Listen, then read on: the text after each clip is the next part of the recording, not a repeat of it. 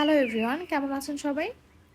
অনেক সময় পুডিং তৈরি করতে গেলে দেখা যায় পুডিং থেকে ডিমের বাজে স্মেল আসে, অথবা দেখা যায় পুডিং ঠিকঠাক মতো মোল্ড আউট হয় না, ভেঙে যায়। তো আজকে আমার এই ভিডিওতে আমি দেখিয়ে দেব কিভাবে পুডিং তৈরি করলে আপনার পুডিংটা খেতে সবচেয়ে বেশি মজার হবে। আশা করছি আমার এই রেসিপিটি আপনাদের খুব ভালো লাগবে।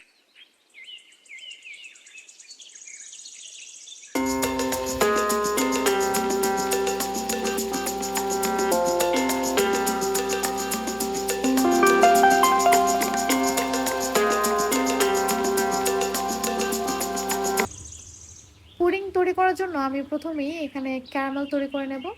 আর এর জন্য আমি 3 টেবিল চামচ চিনি নিয়েছি, আর দিয়ে দেবো একটু পানি। পানি দেওয়ার কারণে চিনিটা খুব সহজেই গলে যাবে। আপনারা ক্যারামেলের যেই কালারটা চান সেটা আসার আগেই কিন্তু চুলাটা অফ করে দিতে হবে, কারণ যেই পাত্রে ক্যারামেল তৈরি করবেন সেই পাত্রটা কিন্তু গরমই থাকবে। তো সম্পূর্ণ কালার আসার পর যদি চুলাটা অফ করে দেন, তখন দেখা যাবে পাত্রের গরমে ক্যারামেলটা আরও বেশি ডার্ক হয়ে যাবে। আমি এখন ক্যারামেলটা বাটিতে সেট করে নেব, যেই বাটিতে মূলত আমি পুডিংটা তৈরি করব। এটাকে এখন ঠান্ডা হতে দেব। এখন রুম টেম্পারেচারে থাকা 3টা ডিম আমি খুব ভালো করে ফেটে নেব।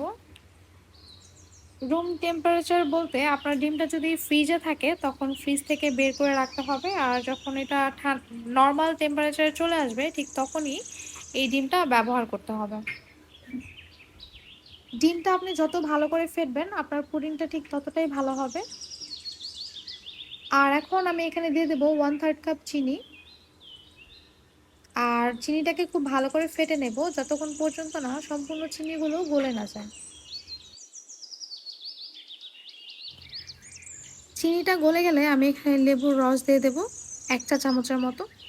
আপনারা অনেকেই ভাবতে পারেন লেবুর রস দিলে দুধ কি ফেটে যাবে? আসলে ফাটবে না, তবে লেবুর রসটা অবশ্যই ডিম যখন ফেটবো চিনির সাথে তখন দিতে হবে।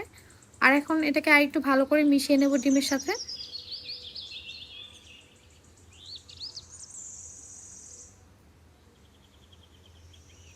এ পর্যায়ে আমি দিয়ে দেবো ঘন করে রাখা দুধ। আমি এখানে 1 কেজি দুধ ঘন করে 1.5 কাপ করে নিয়েছি, আর পুরো দুধটাই আমি এখন দিয়ে দেব। আমি এখানে গরুর দুধ দিয়েছি, আপনারা চাইলে পাউডার দুধ ঘন করে তারপর এখানে দিতে পারেন। দুধটাকে আলতো হাতে আমি ডিমের সাথে খুব ভালো করে মিশিয়ে নেব।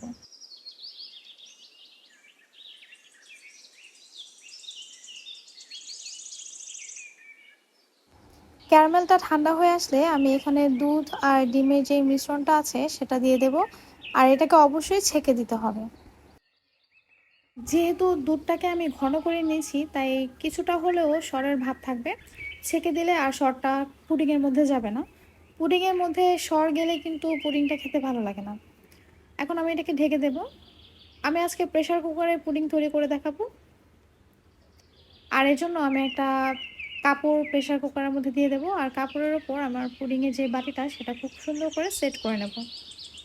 এখন আমি এইরকম পরিমাণ পানি দেব যাতে করে কাপড়টা সম্পূর্ণ ভেজে যায়, বাট বাটিটা যাতে না ভিজে, মানে বাটির হালকা, মানে পানিটা শুধু বাটিতে হালকা ছোবে আর সম্পূর্ণ কাপড়টা ভিজে যাবে।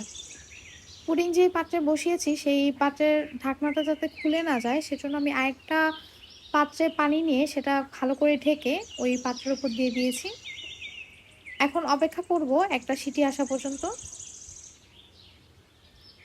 যখন একটা সিটি দিয়ে দেবে তখন চুলার আঁচটা একদম কমিয়ে দিতে হবে, আর অপেক্ষা করতে হবে 20 মিনিটের মতো। আমি আবারও বলে দিচ্ছি, একটা সিটি দেওয়ার পর চুলার আঁচটা কমিয়ে দিতে হবে আর অপেক্ষা করতে হবে 20 মিনিট পর্যন্ত। আর 20 মিনিট পর চুলাটা বন্ধ করে দিতে হবে আর অপেক্ষা করতে হবে যতক্ষণ পর্যন্ত না প্রেসার কুকারটা নিজে নিজেই ঠান্ডা হয়ে যায়। প্রেসার কুকারের যেই তাপটা সেটা নিজে নিজে যখন বের হয়ে আসবে ঠিক তখনই প্রেসার কুকারটা খুলে পুডিংটা বের করে নিতে হবে। আমি আপনাদের দেখিয়ে দিচ্ছি পুডিংটা কতটা পারফেক্ট হয়েছে। দেখতে পাচ্ছেন পুডিংটা সম্পূর্ণ হয়ে গিয়েছে। আমি এটাকে পুরো 1 রাত ফ্রিজে রেখে দিয়েছিলাম, কারণ আমি এটা রাতে তৈরি করেছিলাম। আপনারা চাইলে 1-2 ঘন্টা রেখে তারপর এটা খেতে পারেন। আর এখন আমি এটাকে আপনাদের মোল্ড আউট করে দেখাবো। আমি কিন্তু এখানে ভিডিও স্কিপ করিনি। সম্পূর্ণ ভিডিওটাই আপনাদের দেখাচ্ছি যাতে করে আপনারা বুঝতে পারেন এটা কতটা পারফেক্ট হয়েছে।